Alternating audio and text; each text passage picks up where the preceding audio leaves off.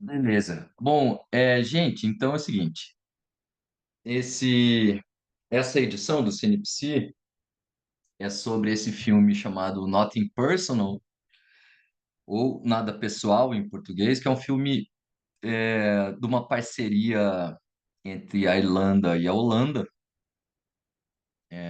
lançado em 2009, que foi escrito e dirigido por esta cineasta chamada Ursula Antoniak, e que tem quase que o filme todo só em torno da vida da Lotte Verbeek, que é essa personagem, a Anne. Aliás, maravilhosa essa atriz, eu achei ela muito expressiva, assim, muito potente, né, na câmera. E uma figurinha já conhecida do cinema, né, ator maravilhoso também, que faz o Martin, né, que é o Stephen Rea. É... Bom, então tá, bom, mas por que, Marcelo, esse filme, tanto filme na Netflix, filme mais fácil de conversar sobre tudo e tal, por que esse filme? Tá, eu vou tentar me explicar. E aí vocês depois me dizem se funcionou, se faz sentido para vocês. Mas a princípio, assim, num primeiro momento, eu acho que ele é interessante porque, assim como acontece no consultório, na clínica, né, para quem trabalha com psicanálise, ou para quem faz análise também pode entender o que está em jogo ali, né? Mas a gente não tem, como analista, acesso direto ao fato traumático. Assim, a gente não sabe exatamente o que aconteceu, né? A gente depende da história que vai ser contada. E o filme começa de um jeito ali meio enigmático, né? A gente sabe que, bom, tem uma separação, né? Ela tira a aliança do dedo, as pessoas na rua estão pegando ali promiscuamente, né, as coisas de uso pessoal dela que ela deixa embaixo do apartamento. É, E aí, bom, a gente não sabe exatamente o que aconteceu, né? Quando a gente recebe as pessoas na clínica, a gente também não sabe, né? E a gente depende que as pessoas falem. E a personagem do filme quase não fala. E quando ela fala é para dar patada, em geral, né? Assim, tem naquele início lá, aquela mãe de família pergunta se ela quer ajuda e ela é ríspida na resposta. Depois ela pede carona, não ganha carona. Quando ganha carona de um cara que, pô, parece ser um abusador ali, né? Ela teve que se jogar do carro com a bagagem e tal, etc. Bom, vai aparecendo aos poucos para nós, né? Assim, a história desta figura que chega ali até onde mora o Martin, né? Na Irlanda. Essa Irlanda, de algum modo, também representada como um lugar no espaço imaginário europeu, assim, como um lugar mais selvagem, né? Ou menos domesticado, digamos assim. E essa figura chega ali, de algum modo, para se recompor, né, em solidão do seu luto.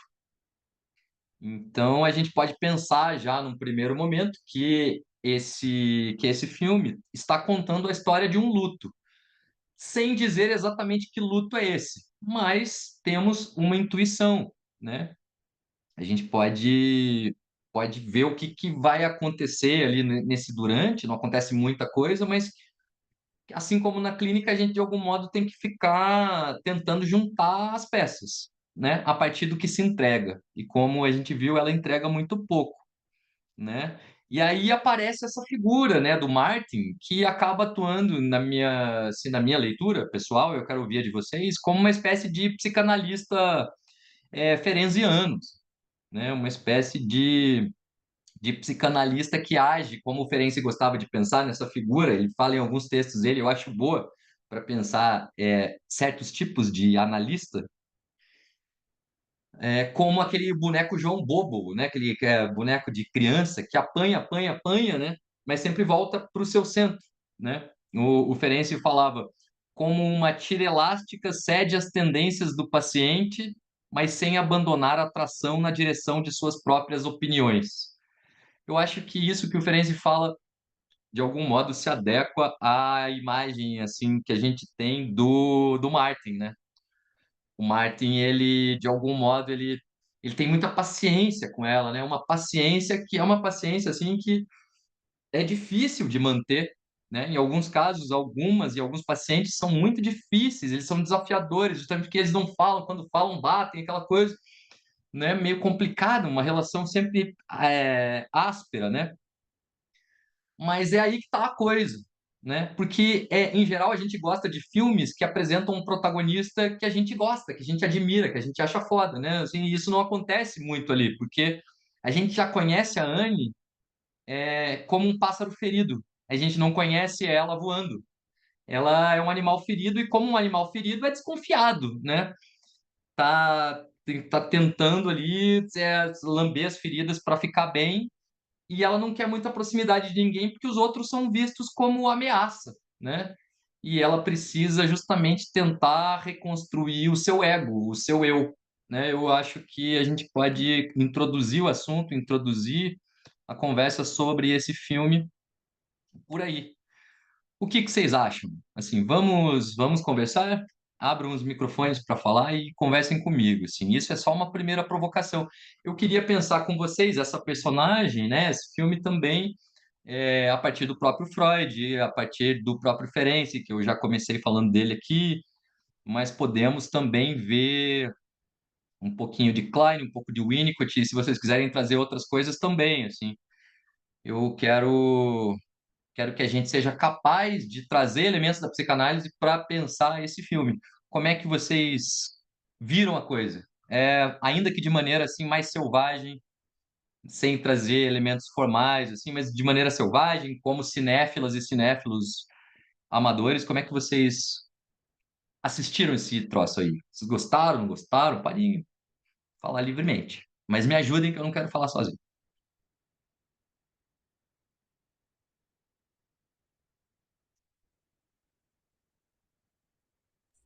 Dar início, então.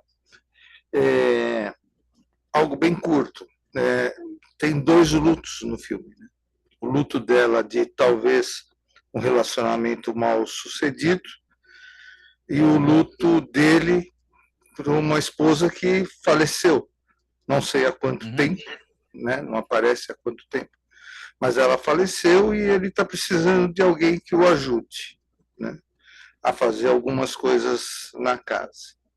E aparece a Anne e ele acha que é uma boa que ela fique ali com ele como companhia e para ajudar em algumas coisas também. E ele viu que ela precisa, né, daquele momento ali em um lugar seguro e faz a proposta que ela reluta a princípio, mas acaba aceitando. Hum. Pois é, de fato. Né? Acho que é isso mesmo, Érico. Assim, a gente está em torno desses lutos, né, dos dois. E no caso dela, né, assim, se vocês não assistiram, gente, o filme, desculpe, mas não tem como evitar spoilers, porque a gente vai ter que falar do filme todo. No caso dela, Três lutos, são são dois dois lutos. A gente lutos. pode pensar. Isso, Desculpa. Ellen, por favor, vai lá. Não, no caso dela foi isso que eu percebi, que são dois lutos, né? Agora eu fiquei muito intrigada com o final desse filme, Marcelo. Porque Uhum. ela recolhe ele numa posição fetal, né? Daí ela abarca ele por trás, como que ela tipo, queria ter vivenciado aquele momento com ele, que ela não vivenciou, né? Não sei, daí ficou essa coisa assim. E aí ela vai, ela suicida, né? Eu não entendi. Isso ficou meio no ar para mim, isso assim, ficou meio estranho. Bom, beleza. Sem querer colocar muitos carros, o carro na frente dos bois, né? Porque, assim, beleza, essa Sim, é vai no uma das seu cenas ritmo, finais. tá? Oi? Não, sim, claro, vai no seu ritmo, né?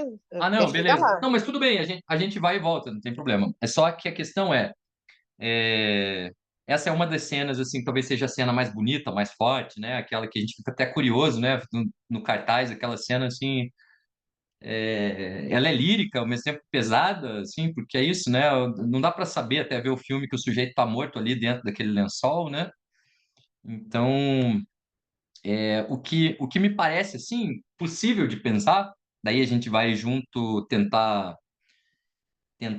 outras camadas, né, assim, para essa imagem, que é uma imagem muito importante do filme, mas eu veria, talvez, que ali houve a possibilidade de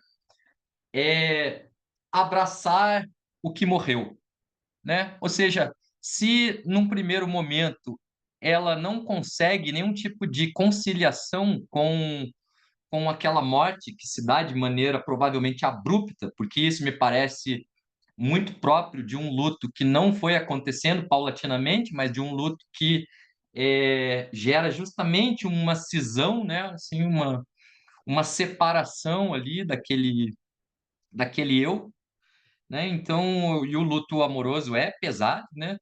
Mesmo assim, a gente se depara o tempo todo, tanto na nossa vida pessoal como enquanto clínicos, né, com isso também, ou como artistas também, porque os artistas também estão o tempo todo se dando com essas questões, né, com esses problemas do luto também. Mas aí, nesse segundo momento, há uma preparação para a morte. Então, ela justamente ela está fazendo aquele luto anterior, né? Tá tentando não cair, digamos assim, num estado melancólico, né? E aí a gente pode pensar no Luto e Melancolia, que talvez seja um dos textos mais bonitos do Freud, pelo menos para quem gosta deste assunto do luto, mas onde ele justamente vai explicar essas diferenças entre luto e melancolia, né? O Ferenczi falava em dois tipos de luto, né? O luto físico e o luto patológico. Então, assim, é mais ou menos o que o Freud vai também depois desenvolver com outros nomes, trazendo essa coisa da melancolia.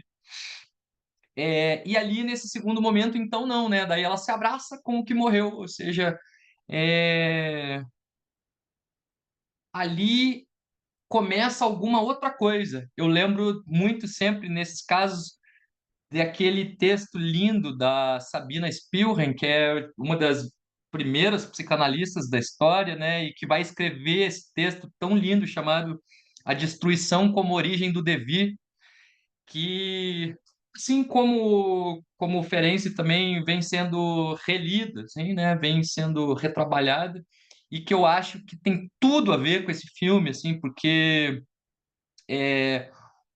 isso, né, a destruição, a necessidade do isolamento, da solidão, para que devenha um novo, não é nem um novo ego, né? Não é nem um novo eu, mas é um novo self, né? Ou seja, é uma nova integração total desse eu, é, Nossa, você que falou uma coisa legal, você falou uma coisa bacana agora. Eu entendi agora sim que esse abraço que ela dá nesse rapaz lá envolvido no lençol, nesse defunto, né, nesse morto, né, ali ela resolve o problema do luto que ela estava vivenciando e talvez seja um novo começo. Tanto é que ela sai e vai dormir no hotel, né? Uhum. Sim, exato, exato, pois é, isso também, pô, é sutil, né? Assim, não, mas por que ela final meio estranho, daí beleza, abraça um morto, depois aparece no hotel. Bom, é isso, né? Quer dizer, o trabalho de luto está sendo bem feito. Só que esse trabalho, ele é possibilitado por algumas coisas. Que coisas são essas? Vocês, winnicottianos de plantão, o que que há ali nesse filme que a gente poderia pensar com o Winnicott que facilita esse trabalho de luto que parece tão difícil no início, falando? Boa noite, gente. Eu não sei te responder por Winnicott ainda. Estou no Ferenczi e, enfim, muito obrigada por abrir esse espaço. Gosto muito da atividade de cinema com psicanálise. A mim, particularmente, me dá muito sentido porque eu sou do cinema e sou da psicanálise, sou das artes. Então, tive uma experiência assim. Chego hoje no grupo, foi um pouco difícil acessar o filme. A minha legenda funcionou e depois não funcionou. E aí eu quis ter essa experiência de ouvir numa língua em que eu não domino 100%. Fiquei pensando no Bion, né, quando ele ouve uma pessoa em outra língua. E quando a pessoa em alemão diz, nossa, eu estou falando em alemão e você não me corrige, ele fala, mas é bom te ouvir na sua queixa, na sua língua materna. Então, gostei de ter essa experiência do ouvir, né? Então, tenho a impressão de um filme muito minimalista em termos de linguagem, né? Mas acho que é um filme que tem muitas coisas, discordo da sua família. Acho que tem uma coisa com o tempo, né? Que a gente está num momento muito acelerado e parar é difícil.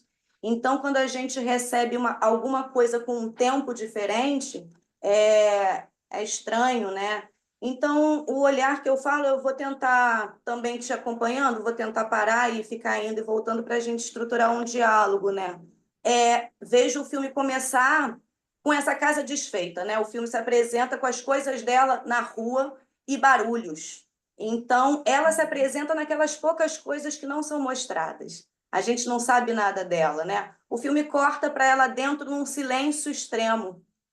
Não se tem som naquele momento do filme. Então, em 20 segundos de filme, muito som, não som, né? A apresentação dela. E ela vai para esse caminho, né? Ela pega essa casa. Então, tem algumas casas, vejo um significante muito importante, que são as casas. Então, tem essa casa desfeita na calçada, essa casa vazia, esse caminho com essa casa nas costas, o que sobra para ser levado? Fico pensando o que tem naquela mochila, né? Ela é muito sintética, ela não se apresenta mesmo, né? Então a gente tem esse percurso dela até ela chegar nesse lugar e ela conhece a casa dele. Ela entra nessa casa, ela ouve a música que ela vai tocar lá na frente, né? Onde eles vão fazer uma conexão numa cena muito importante. Então tem esse encontro, né? Então tem essa apresentação dessa casa dele, que é cheia de padrões, não sei se vocês percebem, e eu acho que a relação deles não vai caber num padrão. Então, super concordo com você nessa coisa de dele ser uma escuta, uma figura psicanalítica, mas acho que ela também funciona para ele, também como uma figura de alguma coisa, de possibilidade de se atravessar alguma coisa que a gente não sabe o que que é, né?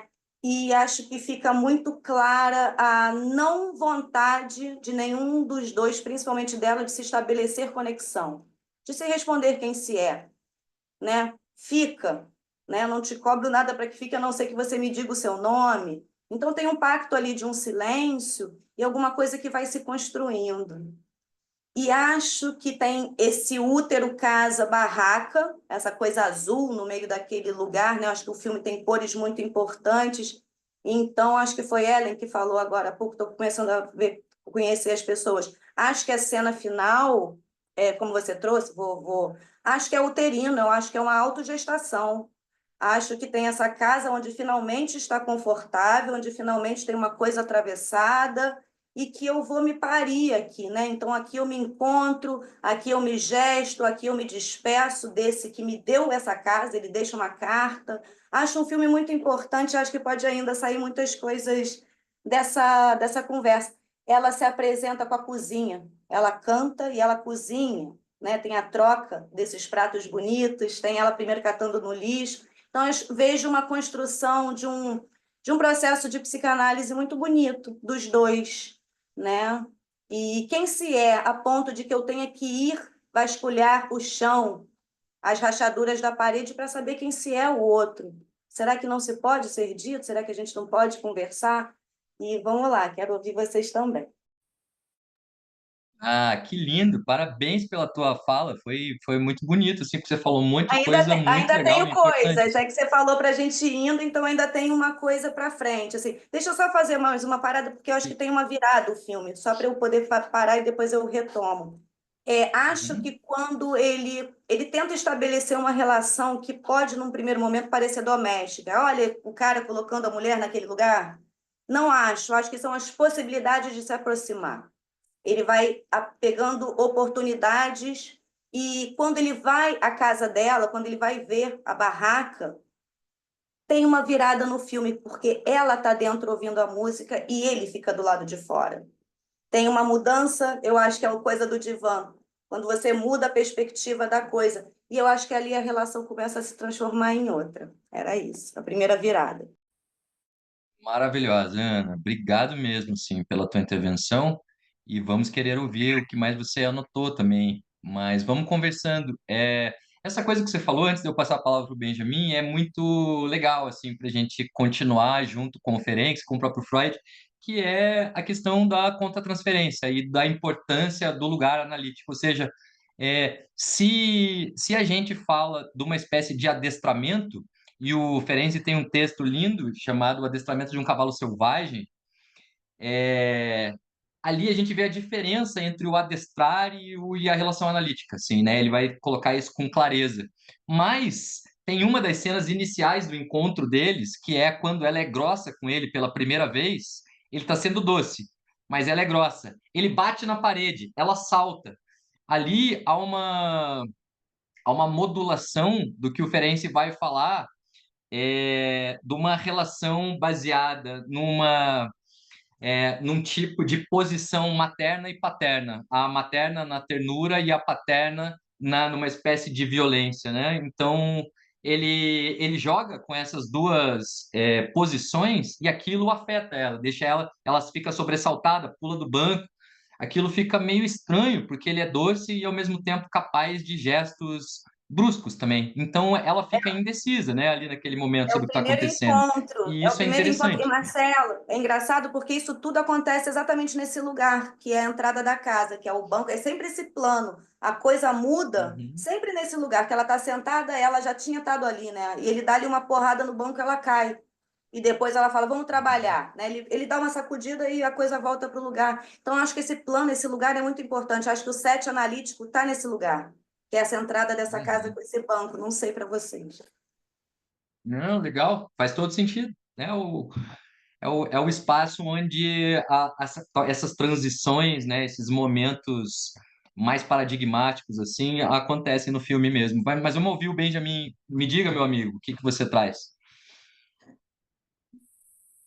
Oi, boa noite, Marcelo, boa noite a todos.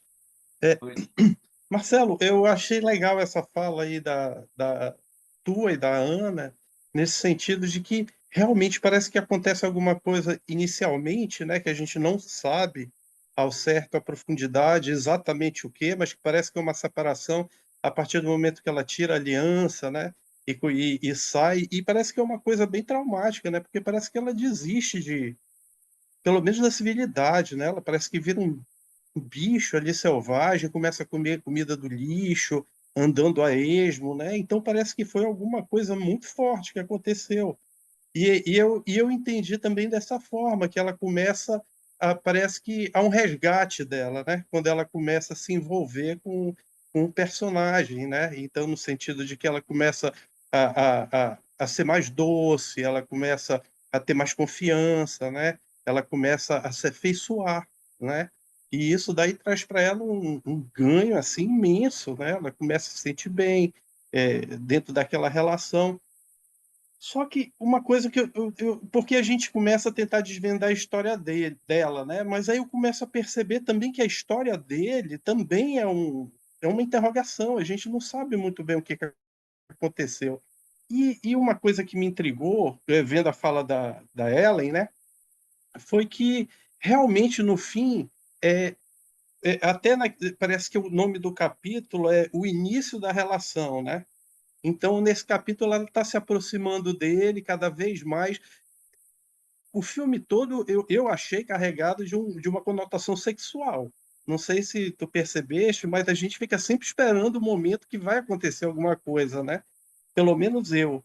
Então, naquele momento onde ela começa a se aproximar dele, que parece que vai acontecer, que ela bate na porta e tal, a impressão que dá é que ele se mata, né? Ele se suicida. Ele deixa uma carta para ela dizendo que deixou um testamento para ela, né? Quando ela tenta entrar no quarto, não sei, pelo menos foi a impressão que eu tive, que tinha um dinheiro na, na, na, na gaveta, né? E que ele tinha deixado as coisas para ela. Não sei se é isso que tu entendeste, mas aí ele escreve na carta: o talento é saber parar, talento é o momento de saber terminar, alguma coisa nesse sentido, que parece que é uma carta de despedida, né? E aí, é, e É, aí, vai lá. e aí que eu não entendi muito bem, porque parece que estava iniciando a relação, eles estavam Uhum. começando a se aprofundar na relação e parece que ele interrompe a relação com a morte. Uhum. Não sei se vocês entenderam que aquilo foi uma morte premeditada, foi alguma coisa, um suicídio, mas parece que quando chegou perto daquele momento, ele tira, acaba ali, ele deixa a carta, as coisas para ela, acaba e ela fica sozinha, sem Uhum. conseguir concluir o que queria. Não sei se ficou essa ideia, mas parece que ficou uma coisa misteriosa também com relação a isso. Tá, beleza. A Ana quer falar, eu só vou fazer um comentário que eu acho que pode ser instigante também para a gente pensar isso, né? Assim, eu não vi suicídio ali. O filme mostra que ele tá doente, né? E ele fala para ela, pô, eu queria que você me olhasse porque eu tenho medo aqui de morrer enquanto eu durmo e tal. Mas independentemente disso, né, queria chamar a atenção para mais uma coisa bacana, que é o fato de que, de fato, assim, parece que tem uma tensão sexual ali, né? Assim, a relação deles parece que pode virar isso, mas da parte dele, assim como no caso e assim, eu tô talvez forçando um pouco a barra, tá, para poder fazer essa aproximação com uma relação terapêutica, mas ele mostra para ela, no fim das contas, que a linguagem dele é uma linguagem da ternura. Ou seja, eu não tô te dando comida e casa para te comer. Assim como o analista também, né? Muitas vezes essa transferência amorosa acontece, isso desde o início, assim, né? O princípio de abstinência vem justamente por conta disso, mas há uma frustração, né? Dessa expectativa de reciprocidade apaixonada, né? Porque de fato ela se encanta por ele, essa transferência acontece, mas no fim das contas ele fala, pô, a sabedoria é saber parar. E aí eu acho muito legal que a resposta é o riso. É desconcertante aquilo, né? Ela não estava esperando, e aí essa frase foi parecendo frase feita, assim, né, das coisas meio de autoajuda, assim, ela ri daquilo, e eles riem juntos, mas fica entendido que, olha, é, não é isso que eu quero, né? E ela vem de um trauma, né, de uma relação amorosa, a gente sabe o caso da aliança, e ela vem também de uma tentativa de abuso, de estupro, sei lá, na estrada. Então, este homem que tá ali, ele não participa, né, desse enredo de relações, da linguagem da paixão, mas sim da ternura. Ana, você levantou a mão primeiro, diga. Eu acho muito legal dividir as impressões, porque cada um vê uma coisa, né? Engraçado porque eu não vi uma questão sexual entre eles, não vejo uma tensão sexual e também não vejo uma tensão sexual na cena do carro. Inclusive, eu voltei para ver, eu acho que tem alguma coisa com o relógio e com a hora. E tanto que o cara para e fala, você tá louco? E ela começa a gritar e o cara vai embora. Assim, não me parece ter acontecido. Como mulher, não me parece no meu olhar ter acontecido nada. E eu acho que na casa ela vai se sentindo cada vez mais confortável. Acho que a parte sexual a mim não me chamou. Acho que tem uma coisa muito mais afetiva, assim. Mas eu queria falar sobre a questão das explicações. Érico, eu acho que o filme ele é construído exatamente para dividir conosco, os espectadores, essas inquietudes pelos quais os personagens passam. E eu acho que não dar a resposta do que ela faz, se ela se mata, se ela não se mata, o que vai fazer com aquele corpo ou não, fica a critério disso, que são as lacunas. Né? O filme existe onde a gente completa onde não está contado, o que não está contado. E eu acho que a análise se faz disso. Né? A gente vai preenchendo as lacunas da história como nos dá sentido. Então, eu acho que essa falta de explicação tem a ver com o próprio estilo do filme, esse silêncio, esse convite à introspecção, essa inquietude. Ele vai te causando alguma coisa, o não ter resposta, no mundo onde a gente recebe as respostas o tempo todo, vai causando alguma coisa. A velocidade é outra, né? Ele vai dizendo com outros elementos, ele vai dizendo com movimentos de câmera, ele vai falando com enquadramentos, com cor, com posição, né? Como a gente está falando de cinema, então eu aceito aquilo que me é apresentado dessa forma. E acho que funciona. Quando a gente fica inquieto assim, é porque funcionou o filme, né? Legal, Ana.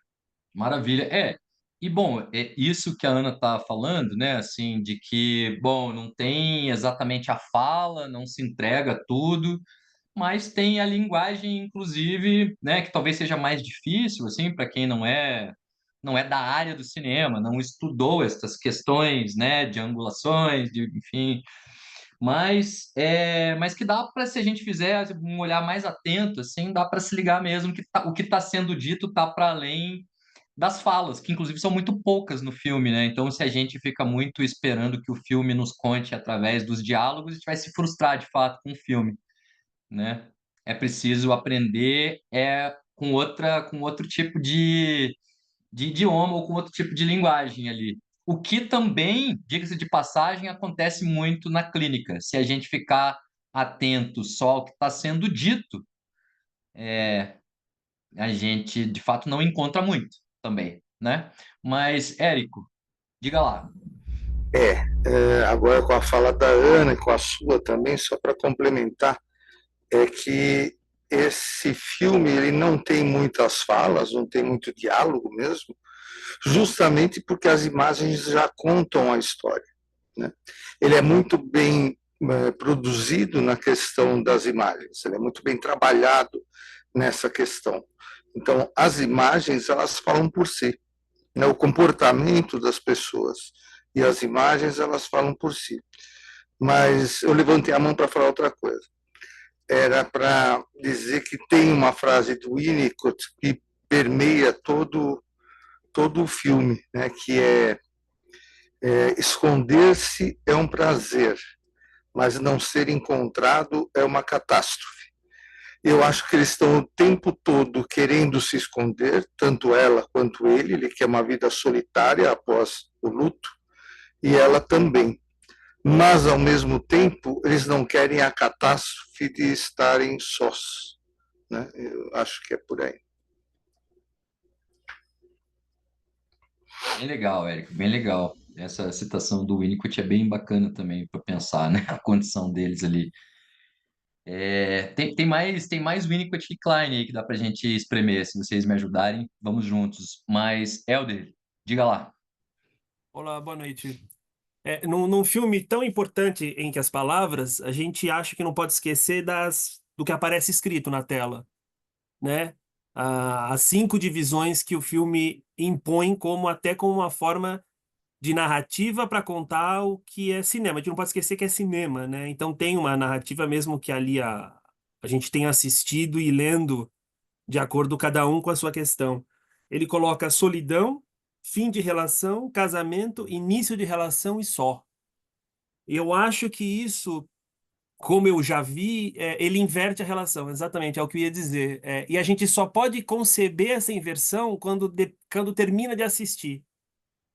E eu acho que isso é pra gente não ficar perdido. Eu acho que é a boia de salvação que ela joga pra gente quando a gente tá morrendo afogado, no final de tudo, vem aquela boia que a gente faz.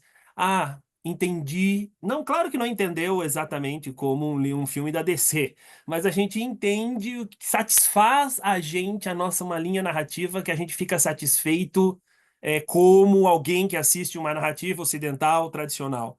E eu acho interessante pensar né, nessa questão, que é um filme que é tão importante as falas, acho que as falas são palavras escritas, né, que interrompem a ação e vem escrito, e vem o que vem antes e o que interrompe o que vem depois, eu acho importante de pensar nisso.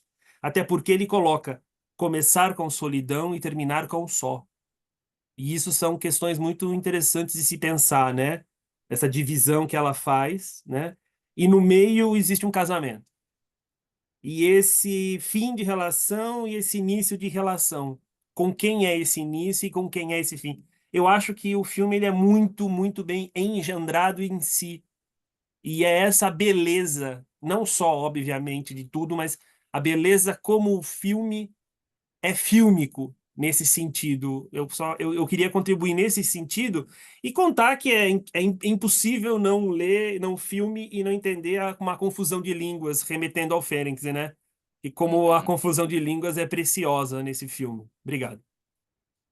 Ah, bom, gente, obrigado, Helder, pela tua contribuição, né? Eu acho que ela suplementa a intervenção da Ana e para quem não está familiarizado, né, com o Ferenc e essa coisa da confusão de línguas que ele citou, vocês estão me ouvindo? Essa coisa da confusão de línguas que ele citou tem a ver com o que eu disse da linguagem da paixão e da linguagem da ternura, que seria a linguagem então própria das crianças e a linguagem do mundo dos adultos, que seria a linguagem da paixão. A gente pode pensar que, de fato, há uma espécie de confusão ali em algum momento, né? E que o que fica para ela, né, se essa relação mais do que sexual é afetiva, do ponto de vista da ternura, isso se confirma, né, quando ele preferiria não, né, no toque mais sensual dela, ele preferiria não. Vamos ficar aqui na ternura que tá massa, a gente está se entendendo aqui nessa relação que é de uma natureza própria. Que relação é essa? O que é isso? Bom, não sei, ela é única. Essa relação entre esses dois é única. Naquele lugar, naquela casa, naquele momento, eu acho muito importante a gente pensar sempre na singularidade das relações, né, para não repetir padrões e equívocos, né?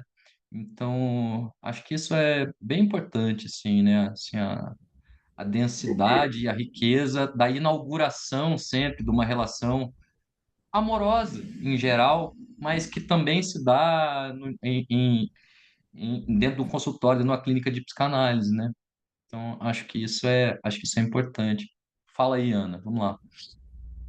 Ai, gente, vocês me perdoem, mas eu falo muito. Eu gosto de ouvir, mas quando o tempo. Olha, Vai. essa construção dessa relação entre os dois, eu escrevi o que eu fiquei vendo. Então, eu vejo um primeiro momento onde eles são estranhos, depois, onde eles estabelecem uma relação mínima de trabalho do lado de fora, depois, ele traz para dentro essa relação de trabalho. Em algum momento, eles se tornam roommates, né, de companheiros de casa, mas eles não se tornam nem amantes, nem amigos.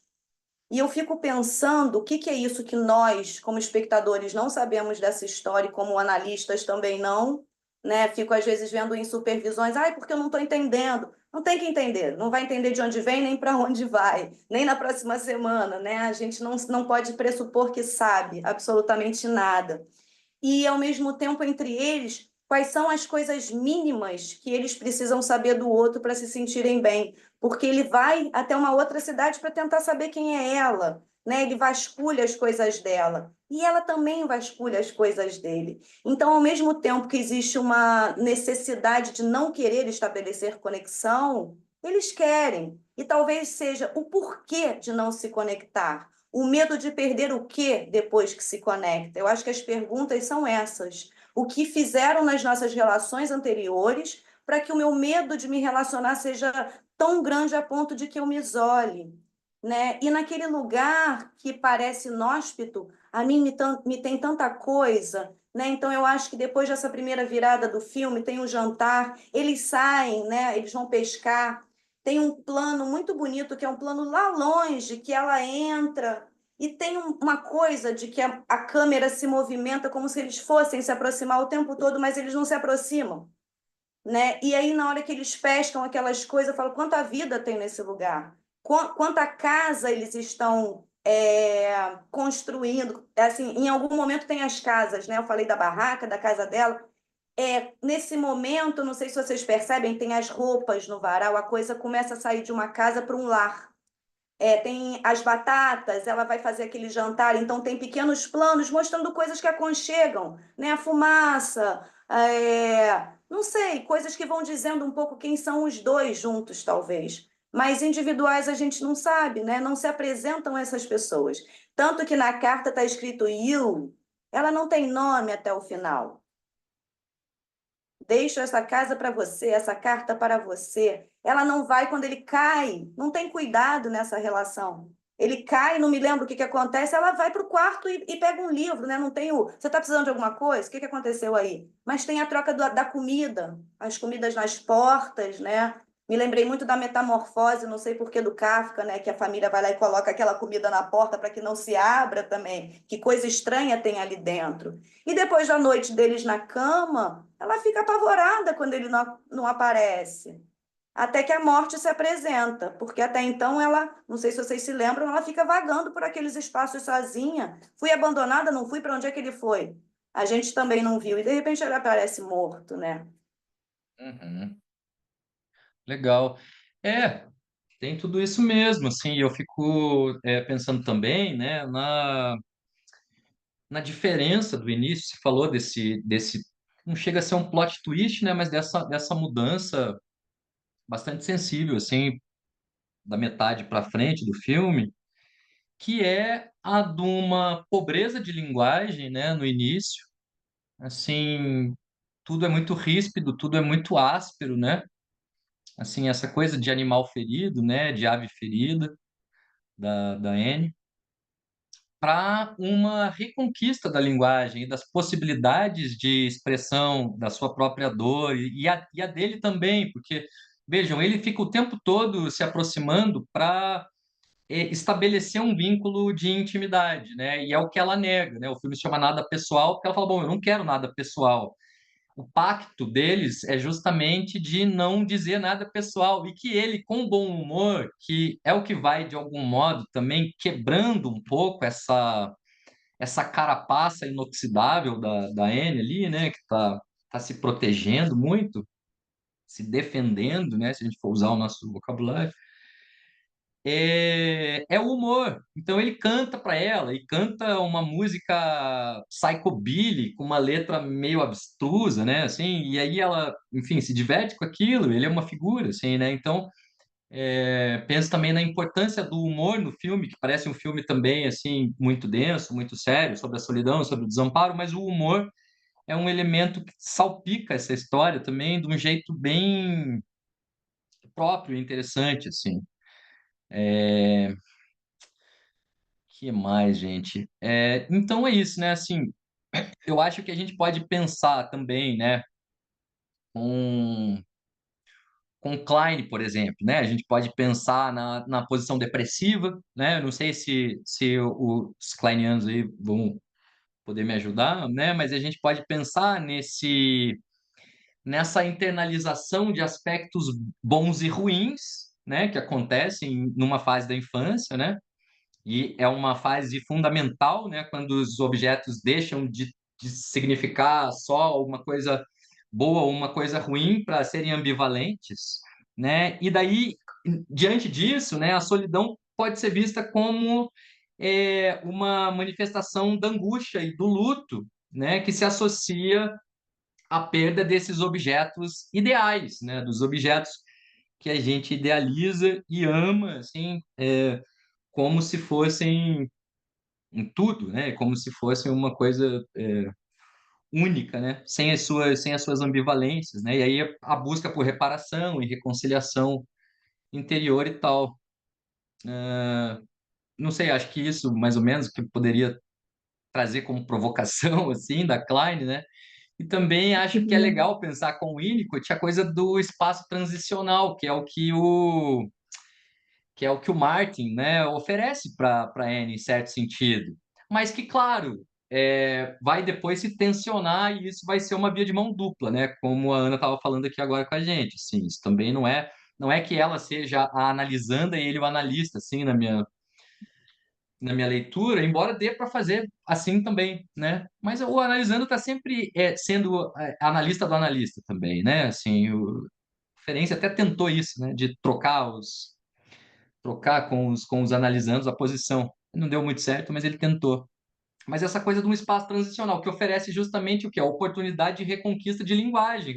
É preciso que essa linguagem pobre, essa linguagem de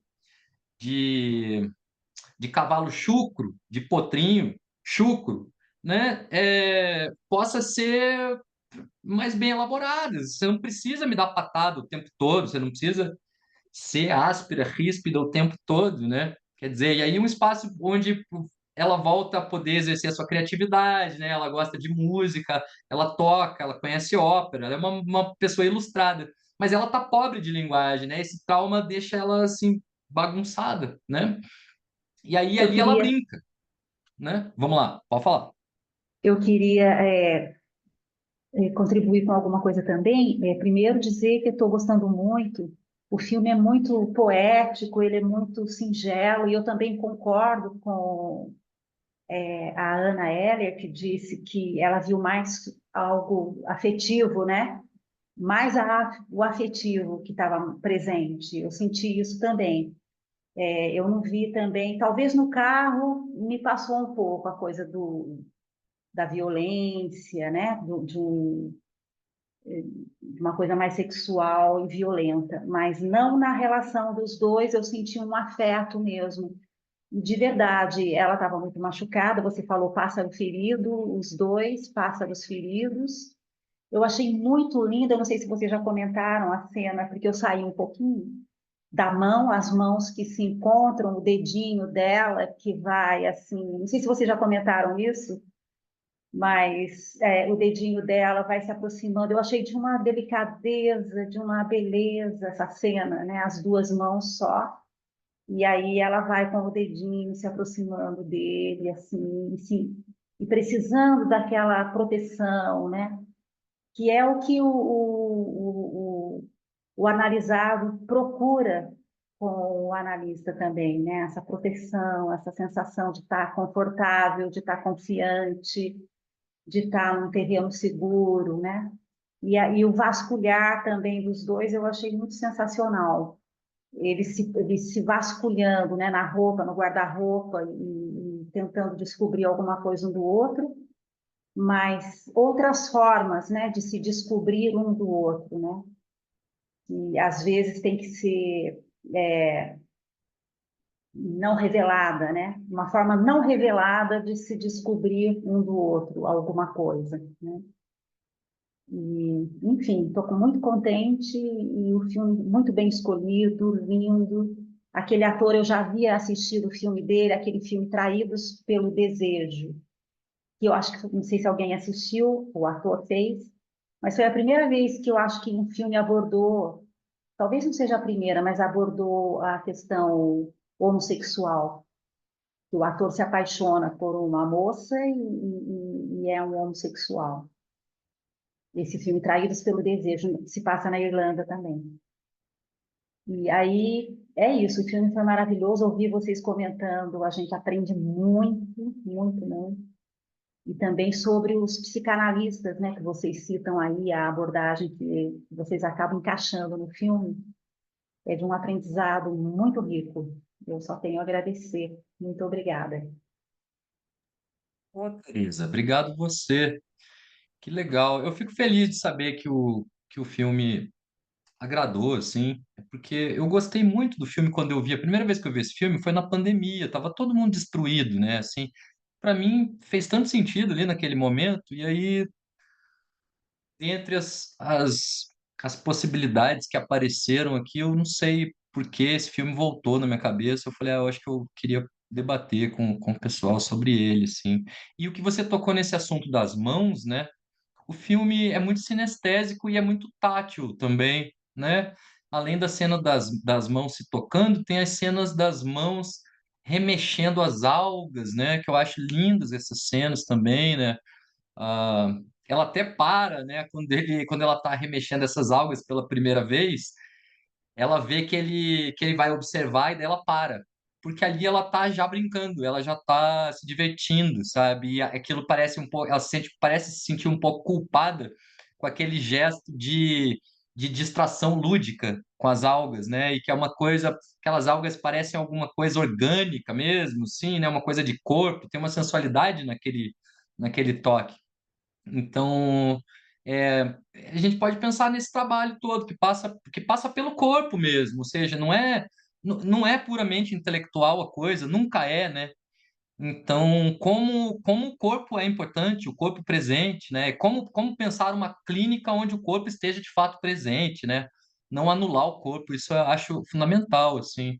Buscar com todos os recursos à disposição uma clínica que considere a presença do corpo do outro sempre, né? Vamos lá, Helder.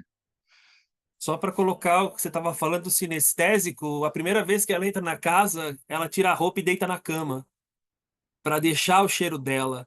Eu achei aquilo lindo, porque é demonstrar que é um outro corpo. Imagina, é uma outra pessoa deitada na sua cama, aquilo é bonito daquele jeito, a delicadeza de deixar um fio de cabelo ruivo ali. E aí ela entra, arruma as canecas todas para uma mesma direção. E aí eu acho que são, principalmente naquele momento, como a Ana levantou, a casa é um personagem muito importante. Eu percebo trazendo tudo isso para símbolo de intimidade, de interior, aquele andar que é superior, que não é superior, que a gente fica pensando de onde o quarto fica em cima na casa, ele fica embaixo da casa, aquela escada que ele cai, tá caindo da onde? Que não aparece, não tem muita ação. Até a ação de rolar pela escada, eu pelo menos li essa caída de escada, essa rolada que não tem, e fiquei nessa dúvida. É, e fico imaginando todas essas faltas de ações que são o resultado e o anterior, né? Ela mostra o que vem antes, não mostra a ação e mostra o que vem depois. Eu não sei, aí é uma pergunta. Durante o filme, eu achei que até certo ponto eles se conheciam. Porque quando ela chega perto da casa e olha, eu falei, ela chegou onde ela queria. E eu achei que eles estavam trabalhando um jogo perverso no início, de fingir que não se conheciam, mas se conheciam. Sabe? Como se ela tivesse conhecido aquele cara, ela sabe quem é. Eu, por um momento, achei e falei, é o marido. Ela foi atrás do marido. Ela sabe onde o marido tá e foi atrás dele. Ou esposa, não sei. Achei que fosse um marido porque era um homem e uma mulher. Claro, tô lendo no universo, né, machista, óbvio. Mas eu fiquei pensando nisso. Eu falei, é um jogo perverso entre eles. Até o momento que eu falei, se é perverso aí é a minha leitura. Sou eu que tô sendo perverso nessa história. Vocês também, alguém ficou com a sensação que ela chegou onde ela queria ter chegado antes de chegar? Não sei, eu fiquei com essa leitura meio louca. Eu não achei isso, não, mas se alguém achou, que se manifeste. Agora, o que eu acho muito legal, né, essa coisa da casa que a Ana tinha falado e que você frisou agora de novo, eu acho muito legal essa leitura que a Ana fez numa espécie de relação metonímica entre os tipos de casa que vão se apresentando, né? Então ela fala dessa primeira casa vazia, é silenciosa, o lá fora é barulhento, e depois essa casa nas costas que ela colocou, que eu não tinha me ocorrido, mas de fato, né? Tem uma coisa meio de tartaruga ali naquela barraca que depois vai parar no meio do campo, e aquela barraca azul no meio do campo realmente tem um quê de uterino, e aí essa outra casa. Então essas coisas são muito legais, essa leitura foi muito fina, assim, que ela fez, né? E como também, mais uma vez, gente, puxando para a gente, assim, né, da psicanálise, como isso aparece também na clínica. Vejam que os relatos, em geral, dos nossos pacientes, quando vão fazendo lá seus processos minêmicos, suas anamneses lá, eles vão falando de casas também. Assim, eu tenho um paciente aqui que toda vez que ele chega, ele fala muito das casas que ele morou, da casa agora que ele está se ferrando para pagar, que ele se separou, daí a mulher está na casa com a filha, não sei o quê, papapá. As casas a gente pode explorar muito, sim, né? Assim, a potência e a importância da casa, né? No universo simbólico das pessoas. Mas falando, Elias, eu tinha super pensado na questão das mãos que aparecem. Pensei em várias coisas, mas enfim, seria muito. É engraçado que eu vou articular junto com a cama. A cama, ela se esfrega de uma forma muito selvagem. E eu tive essa impressão de que ela tinha chegado em algum lugar conhecido também. Mas a minha impressão, gente, eu não sei que conto infantil é esse da menina que chega na casa que tem o mel. Que conto infantil é esse? Que ela chega e ela vai, não sabe quem é que mora ali. É alguma coisa dos ursinhos. A minha sensação, Dourados, né? Tem a Branca de Neve, né? Que ela está na floresta, a minha terrível, e sensação, depois ela chega na casa dos anões a minha e ela sensação vai foi cuidar. isso. A minha sensação foi meio essa, de alguém que chega em um lugar que não é seu, mas que não conhece quem está. Nossa, que doideira faz essa coisa com os contos de fada, porque a psicanálise tem esse diálogo, né, com os contos de fada. E fico pensando essa cama, que ela tá muito inquieta, né? O Érico, eu acho que traz essa coisa meio selvagem. Ela começa o filme indo de uma forma tão selvagem, e ela se esfrega, né? Ela vai invadindo essa casa, ela se esfrega naquele colchão de uma forma muito, não sei, histérica, maluca. E no final, quando eles finalmente, né, vão para a cama, eles têm essa coisa das mãos que se aproximam, se tocam, e ela acorda calma nessa cama ninho. Então me sai de uma coisa selvagem e se transforma numa coisa ainda selvagem, mais um bicho mais calmo, um passarinho. Ela me parece estar nesses mesmos lençóis brancos.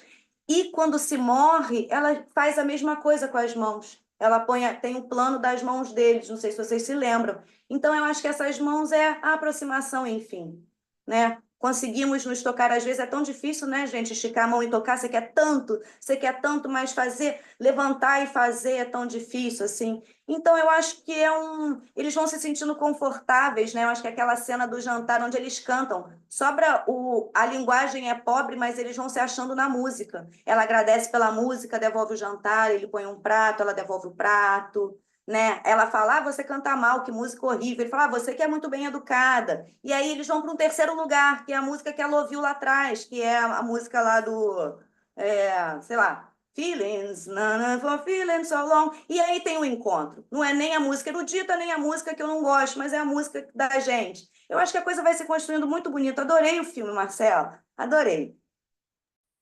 Pô, massa demais. Eu tô aprendendo a beça aqui com vocês, tô gostando muito das intervenções. Eu não tinha pensado em alguns desses elementos que vocês trouxeram também. Essa coisa da cama também é bem forte, né? Aparece algumas vezes, assim, tem várias cenas na cama, né? E essa cena depois do abraço lá também, é na cama. É muito bom. Que mais temos, gente? Assim, eu gosto muito dessa chave de leitura que seria mais próxima lá da Sabina Spielrein, que é a de que é preciso, de fato, entender a dualidade da destruição. Ou seja, a destruição ela não é dissociada da criação, né? Então, assim, se a gente for pensar pulsão de morte, pulsão de vida, talvez a gente possa pensar, né, que essa pulsão de morte é, na verdade, uma contraface, ela está separada, né? Há muitos modos de ler isso, né? Mas a Sabina Spielrein vai ler assim, isso não está separado da vontade de potência, né? Ou seja, da vontade de viver. E essa destruição, né? Essa separação, essa necessidade de recolhimento, de solidão, ela é parte de um processo de luto que, no fim das contas, tem como objetivo a reconstituição do self, né? Ou seja, aquilo que está dilacerado precisa, de algum modo, encontrar possibilidades de reintegração. E isso tem tudo a ver com isso que a gente vem vendo que o filme mostra, né? Não é nenhuma linha, assim, mas desses caminhos que vão mostrando a possibilidade de se relacionar novamente com a linguagem, né? Essa perda de linguagem gerada pelo trauma não é totalmente, ou seja, ela não corta totalmente, né? Ela não cliva totalmente aquele sujeito ali. A menina encontra possibilidades, e essas possibilidades têm a ver com a recepção e com os encontros, né? Assim, eu acho que é meio por aí. Mas vocês foram para muito além, assim, do que eu mesmo sozinho tinha conseguido pensar, assim. Agradeço muito. Pode falar, Ana. Eu vou Eu tentar ir para achei. um outro. Vem Opa, você primeiro. pode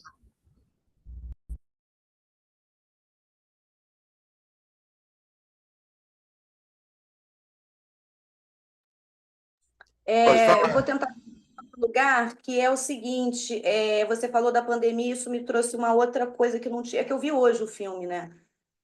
Eu acho que a gente está inserido, o filme começa provavelmente no meio urbano, né? Numa calçada com pessoas, e ela vai para um outro lugar. Então, eu acho que a gente está inserido numa civilização, numa cultura que tem coisas demais, objetos demais, comidas demais, consumo demais. E eu acho que solidão é essa, isolamento é esse que a gente está falando geográfico, porque na verdade a gente está sozinho aqui, nessa selva de pedra. Então eu acho que quando se vai para aquele lugar onde se tem, entre aspas, a falta, talvez ali se encontre o que seja necessário, porque no meu olhar não se falta nada. Naquela casa tem a comida que é a que eles fazem, que eles pescam, que eles produzem, que eles plantam, né? Tem provavelmente um acesso a uma qualidade de vida melhor, né? Então, tenho muito pensado sobre essa questão de como a gente adoece na cultura, que falta é essa, não sou da linha lacaniana, mas quando a gente fala sobre falta, a gente está consumindo literalmente a falta, né? A gente está consumindo sem açúcar, a gente está comendo sem glúten, então a gente está na falta de tudo, assim. Então, eu acho que ali naquele lugar não falta, e talvez eles tenham ido ao encontro do que eu tenho, aonde não me falta, né? E aí talvez seja possível a gente se gestar. Eu acho que talvez quando alguém diz, tinha ouvido, gente, estou articulando várias coisas. Tinha ouvido um caso de um bebê abandonado no lixo e tem um trabalho terapêutico, em algum momento o psicanalista diz para o bebê: se você quiser, você pode morrer. E a partir daí o bebê vive, porque quando alguém te diz você pode morrer, você também está dizendo que você pode viver. E eu acho que ele, quando chama ela para a cama pela primeira vez e diz: vem porque eu tenho medo de morrer hoje, ele enfim morre, depois de ter tido uma noite de amor. Finalmente, talvez não temo mais a morte, não temo mais aquilo que eu não sei. O filme deixa uma pista, um cheiro de alguma coisa. Ele se mata? Pode ser. Ele não se mata? Pode ser também. Né? O que não, eu acho que, na verdade, não faz diferença aquilo que a gente não sabe. Eu acho que a gente consegue trabalhar muito bem naquilo que se apresenta. Então, é um sintoma nosso ficar na falta. O que ainda falta que o filme me diga? Ainda falta, fala sobre a gente, essas impressões, né? Então, poxa, foi incrível, gente. Tô assim, gostei, adorei esse primeiro dia. É. Pô, muito bom. Você sabe que você falou esse negócio de conto de fada e tal, né? Assim, desse universo que parece mesmo assim de fábula, né? Assim, e, e tem uma coisa ali, né, que permeia a imaginação europeia, que é essa Irlanda idealizada também. Eu fiquei procurando boas críticas sobre o filme e não encontrei assim muita coisa, sabe? As críticas, os jornais de sempre, assim, Los Angeles Times, New York Times, tal, umas críticas muito porcaria. E aí fui ler uma outra crítica que eu achei assim até bizarra, mas interessante nesse sentido, assim, dessa Irlanda, meio de conto de fada, porque era num site institucional irlandês num estudo, numa pesquisa, num ensaio sobre como que a identidade irlandesa aparece relatada nos filmes, e falando especificamente desse filme, e o cara desancando assim com o filme, falando que o filme repete os estereótipos a respeito dos irlandeses e tal, coisas que a gente não tem acesso, né, assim, por não ser irlandês e por não conviver, não estar ali dentro desse registro, mas que para mim não pareceu fazer muito sentido, porque a discussão, para nós, pelo menos aqui, não girou em torno de identidade irlandesa, identidade isso ou aquilo, né? Não é uma discussão sobre identidade nacional, mas tem essa discussão também, assim, de lugares, né? E aí essa Irlanda aparece justamente, talvez idealizada, sobre maneira idealizada nesse filme, como um lugar idílico onde não faltam as coisas, o que evidentemente não é verdade. Esse lugar é um lugar de fábula. Então, a Irlanda aparece como um lugar de fábula, mas é um lugar para onde você se retira para se refazer, né? Assim, então, seria muito tosco da nossa parte fazer uma análise puramente realista, né, desse filme, assim. Tanto ele não é exatamente realista que a gente está aqui fazendo uma série de relações e comparações assim que beleza, né? Assim, para nós aqui fazem sentido assim pro nosso universo. Mas é legal, porque é isso, você tem a Europa Ocidental, né? Você tem ali a Holanda como assim um dos países da Europa, do norte da Europa que sim, o desenvolvimento, a limpeza, etc. E ao mesmo tempo já o caos mesmo do Ocidente típico, assim, desenvolvimento e essa vida, excesso de informação, velocidade e a saída desse lugar para um lugar onde o tempo passa de outro jeito, onde as relações podem ter um outro ritmo, né? Onde existe o barulho do mar. Aquela cena também está no início, linda também dela vendo né, assim, o barulho do mar fazendo assim, que é uma coisa de criança fazer, né? Assim, que a gente ensina os filhos a fazer, assim. E bom que, de algum modo, eu acho que nessa jornada, que está muito longe de ser a jornada do herói lá, do Christopher Vogler, né? Então, tipo, não é um cinemão pipoca americano com a jornada do herói clássica. Não, não é, assim. Talvez, então, até por isso pareça chato, assim, para quem talvez está muito acostumado com esse tipo de repetição de roteiro. Mas tem a delicadeza, né, assim, de uma relação que assim, é preciso também ter alguma delicadeza para olhar, né, assim, essa relação se desdobrando assim na tela. Enfim, também gostei muito, gente. Acho que a gente pode parar por aqui. Eu gosto que os encontros não sejam exatamente longos, mas que eles sejam nutritivos. E eu acho que isso ele foi, né? Agradeço imensamente a presença de vocês. Adorei as intervenções da Ana. Obrigado. Apareça nas próximas, por favor. Já estamos com as expectativas para essas novas anotações para o próximo filme. E eu já tinha prometido trazer um convidado, né? E eu vou trazer. Dessa vez eu acho que ele vem, um convidado que é um psicanalista do Rio. Eu confirmo o nome depois para vocês, porque também não vou falar antes de bater totalmente esse martelo, mas é uma coisa para os próximos dias, e daí eu já aviso lá. E é isso. Muito obrigado, gente. Valeu. E vão também dizendo lá no grupo que filmes que vocês gostariam de ver e tal. Tem o ano que vem todo ainda para a gente planejar. Eu não pensei em nada e é isso. Não tem muitas regras aqui, a coisa é meio selvagem mesmo. Valeu. Obrigadão. Obrigado a todos, valeu. Valeu, Muito gratidão, obrigada. Muito Marcelo. obrigada a Boa todos. noite. Obrigadão, gente. Tchau, tchau. Muito Parabéns pela obrigada, escolha. muito obrigada.